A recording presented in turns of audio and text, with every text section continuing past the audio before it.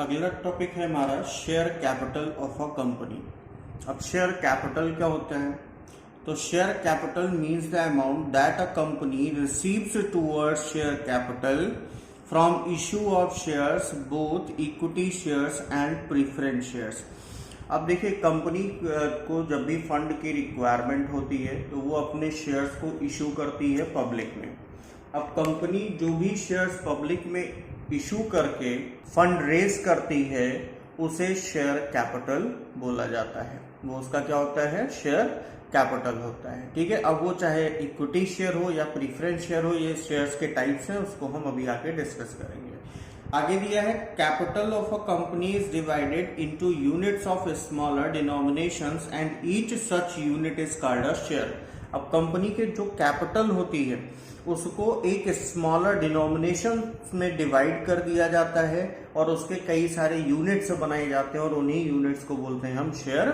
जैसे एग्जांपल के लिए दिया है, in a company that capital of rupees 1 lakh is divided into 10,000 units of rupees 10 each, then each unit of rupees 10 is called a share of rupees 10 each. अब देखिए, जैसे किसी कंपनी का कैपिटल कितना है? 1 लाख रुपीज है। इसको कहा गया कि 10,000 यूनिट में डिवाइड कर दो और एक यूनिट की वैल्यू कितनी हो? 10 रुपीज हो। तो जो इसका 10 रुपीज है ये इसकी फेस वैल्यू बोली जाएगी और 10 रुपीज में कितना यूनिट आता है? एक यूनिट, वो उसका क्या होगा? शेयर होगा। ठीक है, तो यहाँ पे क्या बोला जाएगा? Is called a share of rupees 10 each, मतलब एक शेयर कितने का है? 10 रुपीज का है। नेक्स्ट दिया है काइंड्स और classes of shares. Section 43 of the Companies Act 2013 prescribes that share capital of a company broadly can be of two types or classes। जो कंपनीज एक्ट 2013 है उसमें जो शेयर कैपिटल कंपनी का है उसको डिवाइड किसमें किया गया? जो शेयर्स में। तो शेयर्स कितने टाइप्स के हो सकते हैं? 2 टाइप्स के, एक होगा प्रीफरेंस शेयर और दूसरा क्या होगा? इक्विटी शेयर होगा। प्रीफरेंस शेयर और इक्विटी शेयर में डिफरेंस क्या होता है कि प्रीफरेंस शेयर को कुछ प्रीफरेंशियल राइट मिले हुए होते हैं जो कि इक्विटी शेयर्स को नहीं मिले होते हैं। तो वो क्या है देखते हैं आगे। Preference share section 43B of the companies act 2013 में दिया है, preference shares are the shares which carry the following 2 preferential rights. 2 preferential right होगा। अब वो प्रीफरेंशियल राइट क्या होगा वो भी देखते हैं। देखिए, प्रीफरेंशियल राइट में दो जो दिया है वो दिया है कि जो भी डिविडेंड वगैरह मिलना है, जो भी शेयर अगर किसी ने परचेज कर रखा तो उस पर फिक्स रेट से उसे डिविडेंड सबसे पहले मिलेगा, बाद में इक्विटी शेयर होल्डर को मिलेगा। ठीक है, और दूसरा क्या है कि जब भी कैपिटल को वापस किया जाएगा, कंपनी का जब वाउंड अप होगा उस टाइम पे जब कैपिटल रिफंड किया जाएगा तो सबसे पहले इन्हीं को मिलेगा कैपिटल, बाद में इक्विटी शेयर होल्डर्स को मिलेगा। तो देखते हैं कि प्रीफरेंशियल राइट क्या है। Preferential rights are the shares which carry the following 2 preferential rights. 2 preferential right क्या है? पहला, preferential rights to receive dividend to be paid as fixed amount or an amount calculated at a fixed rate। कोई fix amount होगा या fix rate पे से जो है डिविडेंड रिसीव होगा। which may either be free or off or subject to income tax before it is paid to equity shareholders। यानी जो भी डिविडेंड इनको फिक्स अमाउंट या फिक्स रेट से मिलेगा वो इक्विटी शेयर होल्डर को पे करने से पहले मिलेगा। दूसरा राइट क्या है? Return of capital on the winding up of the company before that of equity shares. यानी इक्विटी शेयर का पैसा देने से पहले प्रीफरेंस शेयर का पैसा रिफंड किया जाएगा, कैपिटल रिफंड किया जाएगा। Classes of preference shares. अब प्रीफरेंस शेयर के जो क्लासेस हैं, प्रीफरेंस शेयर के भी कुछ टाइप्स होते हैं, वो क्या क्या है? पहला है with reference of to dividend. Dividend के रेफरेंस से, with reference to participation in surplus profit, with reference to convertibility and with reference to redemption. ये 4 इसके क्लासेस दिए गए हैं। 4 तरीकों से जो हमारे प्रीफरेंस शेयर हैं वो होते हैं। तो पहला देखिए, with reference to dividend. Dividend के रेफरेंस से क्या होगा? 2 तरीके के होते हैं, एक होता है कम्युलेटिव प्रीफरेंस शेयर और दूसरा होता है नॉन कम्युलेटिव प्रीफरेंस शेयर। तो कम्युलेटिव प्रीफरेंस शेयर क्या होता है? Cumulative preference share are those preference share which carry the right to receive arrears of dividend in paid to the equity shareholders। अब देखिए एरियर रिसीव करने का right का मतलब क्या है कि जैसे मान लो कि 2 साल दिए हैं, 2 ईयर दिया है, एक ईयर आपको दे रखा है यहाँ पे 2015-16 और दूसरा दे दिया आपको 16 और 17।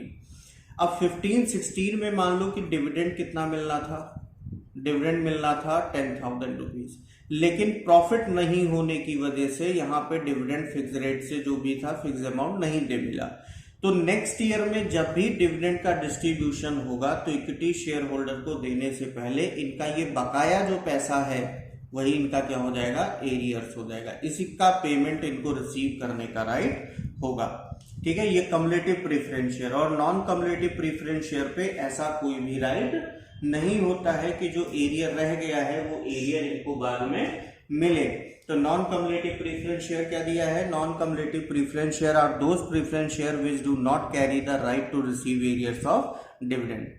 नेक्स्ट है हमारा with reference to participation in surplus profit. तो इसमें भी 2 तरीके से हमारे प्रेफरेंस शेयर होते हैं, एक होता है पार्टिसिपेटिंग प्रेफरेंस शेयर, दूसरा होता है नॉन पार्टिसिपेटिंग प्रेफरेंस शेयर। दोनों में डिफरेंस क्या है कि पार्टिसिपेटिंग प्रेफरेंस शेयर जो है इसमें जैसे डिविडेंड का डिस्ट्रीब्यूशन जितना जितना करना था इक्विटी शेयर होल्डर को दे दिया, प्रेफरेंस शेयर होल्डर को दे दिया, इसके बाद भी अगर सरप्लस प्रॉफिट है, सरप्लस प्रॉफिट का मतलब होता है कि नॉर्मल प्रॉफिट से जो ज्यादा प्रॉफिट है, तो उसमें भी जिसको जो है पार्टिसिपेट करने का राइट होता है उसे बोलते हैं पार्टिसिपेटिंग प्रेफरेंस शेयर, जिसमें उसको भी शेयर मिले, जो सरप्लस बच जाए उसमें भी जिसको शेयर मिले वो पार्टिसिपेटिंग प्रेफरेंस शेयर होगा। तो दिया है the articles of association of a company may provide that after dividend has been paid to the equity shareholder, equity share holder को भी जब हम डिविडेंड दे देंगे उसके बाद the holders of preference share will also have a right to participate in the remaining profit. The preference shares carrying this right are called participating preference share. और वही नॉन पार्टिसिपेटिंग प्रेफरेंस शेयर क्या है कि भाई एक बार आपको dividend मिल गया बस, अब उसके बाद आपको कुछ नहीं मिलेगा, जो बचा है वो पूरा कंपनी का है, उसमें आपका कोई राइट नहीं होगा। तो preference share which do not carry the right to participate in the profits remaining after equity share holders have been paid dividend are non participating preference shares. फिर है विथ रेफरेंस टू कन्वर्टेबिलिटी, 2 तरीके के इसमें भी preference share होते हैं, एक होता है कन्वर्टेबल प्रेफरेंस शेयर और दूसरा नॉन कन्वर्टेबल प्रेफरेंस शेयर। अब कन्वर्टेबल और नॉन कन्वर्टेबल क्या होता है, कन्वर्टेबल प्रेफरेंस शेयर जो अपने शेयर्स को इक्विटी शेयर्स में कन्वर्ट कर सकते हैं वो प्रेफरेंस शेयर क्या है, कन्वर्टेबल प्रेफरेंस शेयर है। लेकिन नॉन कन्वर्टेबल प्रेफरेंस शेयर कौन से शेयर हैं, जो अपने शेयर्स को इक्विटी शेयर में कन्वर्ट नहीं कर सकते, वो नॉन कन्वर्टेबल प्रेफरेंस शेयर्स होंगे। इसके बाद लास्ट जो दिया है with reference to redemption, redemption के रेफरेंस से भी 2 तरीके से होते हैं, एक होता है रिडीमेबल प्रेफरेंस शेयर और दूसरा होता है इरिडीमेबल प्रेफरेंस शेयर। तो रिडीमेबल प्रेफरेंस शेयर क्या है, जिनको ये राइट होता है कि एक स्पेसिफिक टाइम के बाद वो अपना पैसा वापस पा सकते हैं, लेकिन वो 20 साल से ज्यादा नहीं होना चाहिए, नॉट मोर देन 20 ईयर से ज्यादा नहीं होना चाहिए। ठीक है, तो जिनको अपने कैपिटल का रीपेमेंट रिसीव करने का राइट होता है एक स्पेसिफिक टाइम पे, तो वो होते हैं रिडीमेबल प्रेफरेंस शेयर। और इरिडीमेबल प्रेफरेंस शेयर वो शेयर होते हैं जिनको किसी स्पेसिफिक टाइम पीरियड के बाद उनका पैसा नहीं मिलेगा, उनका पैसा तभी मिलेगा जब कंपनी का क्या होगा, वाउंड अप होगा। ठीक है, फिर इसके बाद दिया है the companies act 2013 does not permit issue of redeemable preference shares. Companies act 2013 में कोई परमिशन नहीं दी गई है कि आप इरिडीमेबल प्रेफरेंस शेयर इशू करो। ठीक है, अब इसके बाद दिया है इक्विटी शेयर। तो इक्विटी शेयर क्या होता है, इक्विटी शेयर आपका दिया है, equity shares are those share which are not preference share, यानी जिसके पास प्रेफरेंशियल राइट नहीं है, यानी जिसको अपना कैपिटल भी पहले रिसीव करने का राइट नहीं है, जिसको अपना डिविडेंड भी पहले रिसीव करने का राइट नहीं है, वो क्या है, प्रेफरेंस शेयर है। ठीक है, अब इसमें प्रेफरेंस इक्विटी शेयर में क्या होता है कि रिस्क बहुत होता है, तो जितना रिस्क होगा उतना ही ज्यादा रिवार्ड भी मिलेगा, क्योंकि वहां पे प्रेफरेंस शेयर होल्डर के पास राइट तो है कि डिविडेंड पहले उनको मिलेगा, उनका कैपिटल पहले वापस होगा, लेकिन प्रॉफिट उनको फिक्स रेट से जो भी डिविडेंड मिलना है वो फिक्स रेट से मिलेगा या फिक्स अमाउंट में मिलेगा, वो घट बढ़ नहीं सकता। इक्विटी शेयर्स में वो घट बढ़ भी सकता है। ठीक है, तो ये होते हैं हमारे इक्विटी शेयर जो कि सेक्शन 43(1) में दिए गए हैं। अब इसके बाद आगे का बचता है classification of share capital. Share capital को क्लासीफाई करने के लिए इसको हम नेक्स्ट क्लास में पढ़ेंगे।